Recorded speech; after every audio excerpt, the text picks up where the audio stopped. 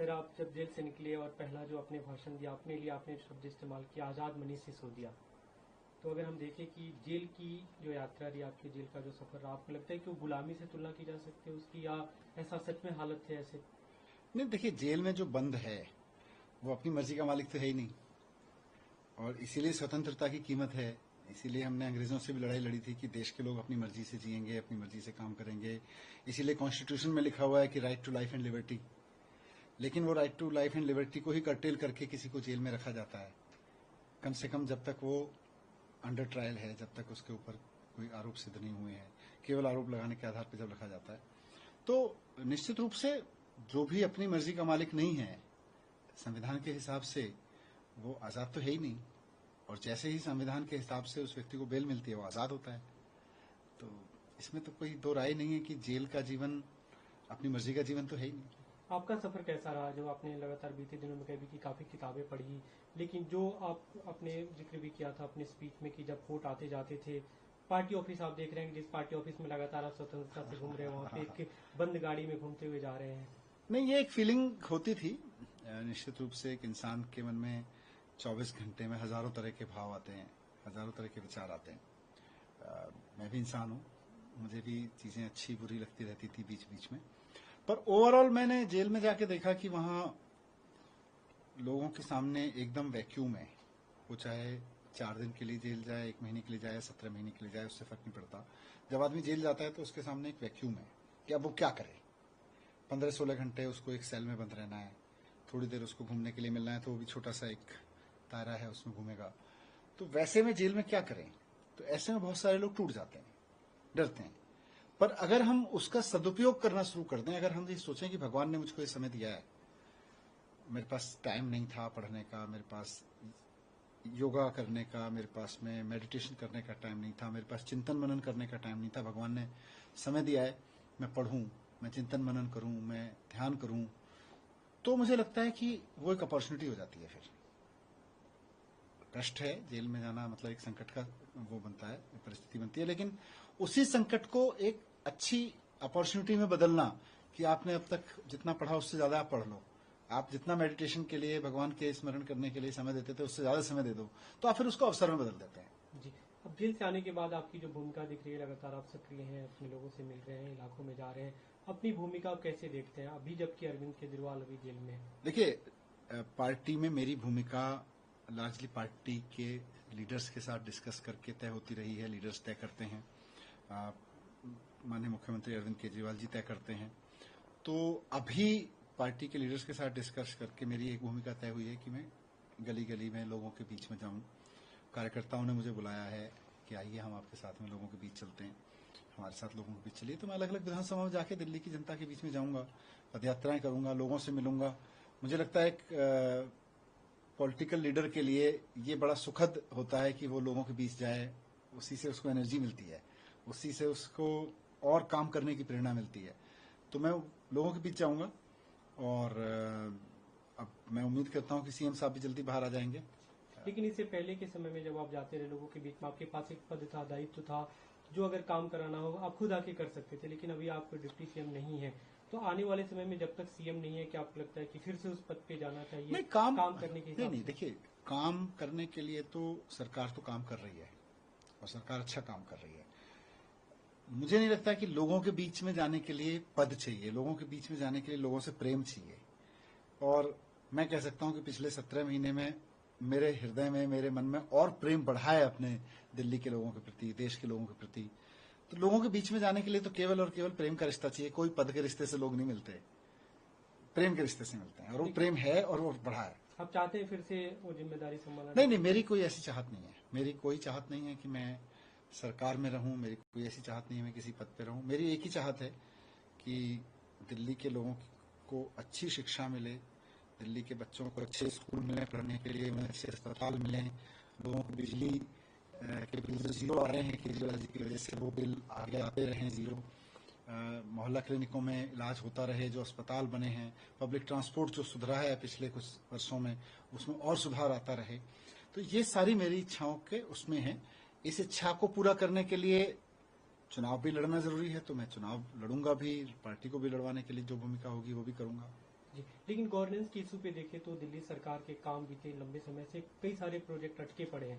अभी भी अगर आप लोगों के बीच जा रहे हैं तो ये बिजली पानी स्कूल की बातें कर रहे हैं। आपने जब वित्त मंत्री रहते हुए बजट पेश किया तो उसमें कई सारी ऐसी घोषणाएं थी, कई सारे ऐसे प्रोजेक्ट थे जो अब तक धरातल पे नहीं उतर सके। तो आपको नहीं लगता कि काम वो ठप रहे बीते कुछ दिनों में नहीं, और उसमें आगे आके करने की जरूरत है? वो जितने काम हैं, देखिए, जनता को अच्छे स्कूल चाहिए, अच्छे अस्पताल चाहिए, बिजली महंगी ना हो, बिजली के बिल जीरो आ जाए तो बहुत अच्छा। महिलाएं बसों में जा रही हैं, उनको महिलाओं को टिकट ना लगे, गरीब महिलाएं भी जाती हैं और महिलाओं को बचत होती है।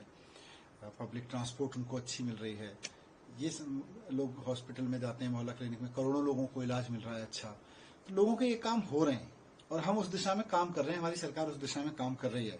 बाकी बहुत सारे नए आइडियाज आते रहेंगे, उनमें से कुछ इम्प्लीमेंट होंगे, कुछ किसी और आज किसी कारण से रुके हैं, पहले कोई और किसी कारण से रुके, तो कुछ चीजें रुक जाती हैं। वो जरूरी नहीं है कि इस कारण से रुकी हैं। पहले भी जब नहीं थे, मैं सरकार में भी था, उस वक्त भी हम 100 चीजें सोचते थे करने की, तो 2-4 चीजें ऐसी हो जाती थी जो शुरू नहीं हो पाती थी। अभी सीएम का जेल में रहना, दिल्ली में न रहना, और अभी हालांकि आज सुप्रीम कोर्ट ने एक तारीख निर्धारित की है 23 अगस्त को उस पर सुनवाई। आपको कितनी उम्मीद है कि वो कब तक बाहर आ पाएंगे? देखिए, मुझे तो अपने देश के संविधान पर भरोसा है और इस संविधान में ये व्यवस्था है कि जब भी कोई तानाशाह सरकार केंद्र में बैठ के तानाशाही के तहत विपक्ष के नेताओं को जेल में डालेगी, उनके ऊपर वो आरोप लगा के जो आतंकवादियों, वैसी धाराएं लगा के जो आतंकवादियों के ऊपर लगाई जाती हैं, ड्रग माफियाओं के ऊपर लगाई जाती हैं, तो उनको संविधान बचाएगा। और उस संविधान को बचाने के क्रम में ऑनरेबल सुप्रीम कोर्ट ने मेरे मामले में और भी कई मामलों में मैं देख रहा हूँ बहुत महत्वपूर्ण फैसले दिए हैं और सीएम साहब के मामले में भी बहुत अच्छा फैसला आएगा। हम जिन सर प्रोजेक्ट्स की बात कर रहे थे, कामों की बात कर रहे थे, मुख्यमंत्री अब जब आते हैं, हाल के दिनों में जब उन्होंने लोकसभा चुनाव में जो घोषणाएं की, जो बातें कहेंगी, 1000 रुपए महिलाओं को देने की बातें थी और ये भी दावा था कि अक्टूबर नवंबर तक उसे दे देंगे, उसके बाद चुनाव में जाएंगे। और उस आधार पे आप लोग को जो वोट मिला, काफी बड़ा हिस्सा उससे प्रभावित होकर महिलाओं ने दिया। आपको लगता है कि वो हो पाएगा तब तक? देखो, सीएम साहब पर एक चीज दिल्ली के लोग जानते हैं और दिल्ली के लोगों का दिया हुआ वाक्य है कि केजरीवाल जी जो कहते हैं वो करके दिखाते हैं। तो केजरीवाल जी ने बहुत सोच समझ के जो कहा है वो करके तो वो दिखाएंगे। अभी वो बाहर आ जाएंगे तो वो उस पर काम करेंगे। आपके केस की अगर हम बात करते हैं तो इससे पहले जब सुप्रीम कोर्ट ने जब बेल डिनाई किया था, उस समय कुछ अमाउंट की बात की थी कि 300 कुछ करोड़ रुपए इसका हो सकता है कि कुछ लेन देन हुआ हो। बीजेपी उसी को लेकर सवाल भी खड़े करते थे कि आपको जो बेल मिला, आप लोग जश्न मना रहे हैं कि बरी तो हो गए, लेकिन केस तो खत्म नहीं हुआ, अभी भी केस तो बना हुआ है। बीजेपी दुखी है कि उनकी साजिशें सारी ये थी कि किसी तरह से इनको दिल्ली के विधानसभा चुनाव तक अंदर रख लो।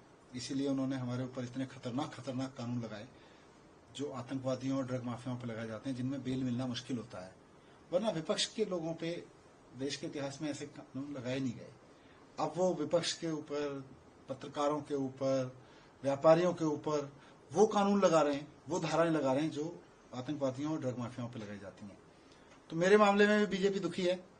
उनका दुख और बढ़ने वाला है जब सीएम साहब भी बाहर आ जाएंगे। लेकिन आपको उम्मीद है कि ये केस खत्म होगा? या हाँ, इस केस में क्योंकि कुछ है ही नहीं, तो अब मैं, क्योंकि ट्रायल इसका चलेगा, अभी मामला अदालत में रहेगा, तो मैं ट्रायल वाले क्वेश्चंस का यहाँ आंसर नहीं देना चाहूंगा, क्योंकि ट्रायल के वाले क्वेश्चंस में ट्रायल में ही आंसर दूंगा। लेकिन इतना जरूर मेरा पूरा भरोसा है कि जब कुछ गलत किया ही नहीं तो मुझे डरना भी नहीं है। पार्टी की अगर हम बात करते हैं, बीते दिनों में जब आप भी नहीं थे, सीएम भी नहीं थे, सुनीता केजरीवाल ने एक तरह से जो भी सीएम के मैसेज को कन्वे करने की कोशिश की, आगामी दिनों में उनकी क्या भूमिका देखते हैं? देखो, सुनीता भाभी ने एक बहुत शानदार भूमिका पार्टी में निभाई।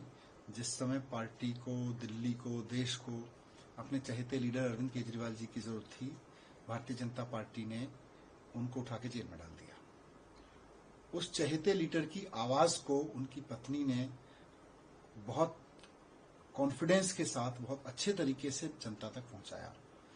ये भूमिका एक फाइटर की पत्नी की तरह से उन्होंने निभाई और हम सब कार्यकर्ताओं को, हम सब लोगों को, मैं जेल में देखता था तो मुझे बहुत गर्व होता था।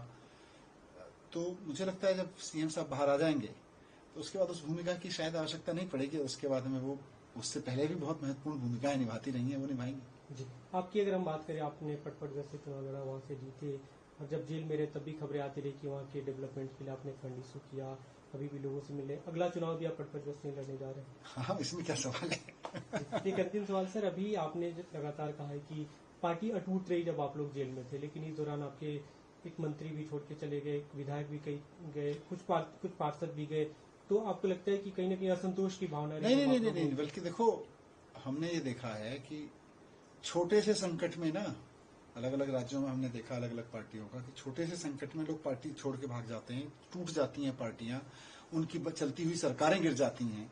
हमारी पार्टी की एकजुटता की मिसाल है कि यार इनके लीडर्स को एक एक करके जेल में डालते चले गए, उसके बावजूद ना तो पार्टी टूटी, ना सरकार टूटी, ना सरकार के काम रुके, बल्कि पार्टी और एकजुट होकर पार्टी के लीडर्स, पार्टी के एमपीज, एमएलएज, पार्टी के काउंसलर्स, पार्टी के कार्यकर्ता एकदम और मजबूत मुट्ठी की तरह इकट्ठे होकर जोर से मजबूत होकर निकले हैं। बहुत सुखद है ये सोचना। कई बार लोग जाते हैं आते हैं, जो चले गए नहीं, देखिए जाने वाले में एक दो लोग अगर चले गए तो उनके ऊपर तो मैंने कहा कुछ तो मजबूरियां होंगी, यूं ही कोई बेवफा नहीं होता। गठबंधन हमने देखा लोकसभा चुनाव में आप लोग करा कांग्रेस के साथ, अभी पार्टी इंडिया ब्लॉक का हिस्सा है। आगामी दिनों में भी ये नेशनल लेवल पे सामंजस्य बना रहेगा, राज्यों के लेवल पे क्या आप लोग साथ चुनाव लड़ेंगे, अकेले लड़ेंगे? देखिए पार्टी इस तानाशाही के खिलाफ, लोकतंत्र को बचाने के लिए, आम आदमी को तानाशाही से बचाने के लिए इस पूरे गठबंधन का हिस्सा है। कहाँ चुनाव मिलकर लड़ेंगे और कहाँ नहीं मिलकर लड़ेंगे, ये अलग अलग स्टेट में अलग अलग तरीके से आंसर होगा। मैं इस पे अभी कुछ कह नहीं सकता क्योंकि ये सारी चीजें आने वाला समय बताएंगी। लोकसभा में एक प्रयोग किया गया, दिल्ली में लोकसभा में एक प्रयोग किया गया, पंजाब में अलग तरीके का। विपक्ष इकट्ठा रहे, मुद्दों पे इकट्ठा रहे, जिनके चुनाव अभी 3 महीने बाद हैं वहां भी, और जिनके चुनाव अभी 6 महीने, 6 साल, 5 साल बाद हैं, 4 साल बाद हैं वहां भी, जिनके चुनाव अभी नहीं होने हैं, लेकिन वहां की पार्टियों को भी इकट्ठा रहना पड़ेगा। बात चुनावी एकता की नहीं है, बात देश के लिए एकता की। दिल्ली में अकेले चुनाव लड़ रही है आम ये सब ऐसे सवाल हैं जो अभी मुझे लगता है आंसर होंगे अपने आप में। अभी आप क्यों हेडलाइन खोज रहे हैं कि लड़ेगी कि नहीं लड़ेगी, हाँ करेगी कि नहीं लड़ेगी? मेरे लिए उससे महत्वपूर्ण है कि दिल्ली में तो अभी काम चल रहे हैं, अरविंद जी बाहर आ जाएंगे फिर तय करेंगे। Thank you.